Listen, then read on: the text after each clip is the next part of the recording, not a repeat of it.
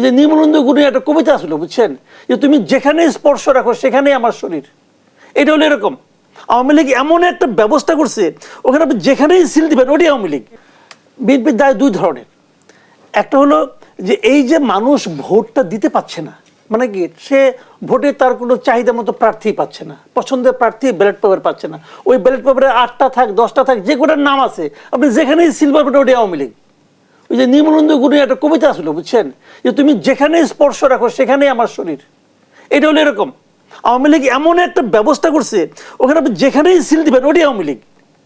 তো মানুষের কাছে বিকল্পটা থাকছে না।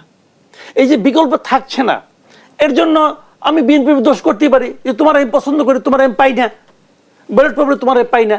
এখন বিএনপি ভুলটা কোথায় করছে জানেন? আমি আপনাকে একটা সহজ জিনিস বলি ভাই। 2013 সালে এই দেশে একটা সিটি কর্পোরেশন নির্বাচন হয়েছিল।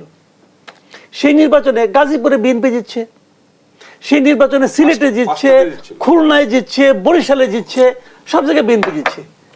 এবং জেতার পর আওয়ামী লীগের তখন জ্ঞান চক্ষু খুলে গেছে। আরে ঘটনা কি, নির্বাচন হলে তো বিএনপি জিতে আসবে, অতএব আমি নির্বাচনই রাখবো না।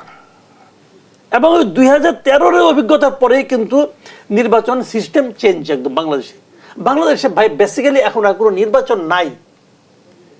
এই দেশের বাস্তবতা হচ্ছে, এই দেশের নির্বাচনে যদি প্রধান দুইটা রাজনৈতিক দলের একটা না থাকে, যে কোনো একটা, ধরেন আজকে হাইপোথেটিক্যালি বিএনপি ক্ষমতায় আসলো, যদি ওই নির্বাচনে আওয়ামী লীগ না যায় তাহলে এটা কোনো নির্বাচন হবে না।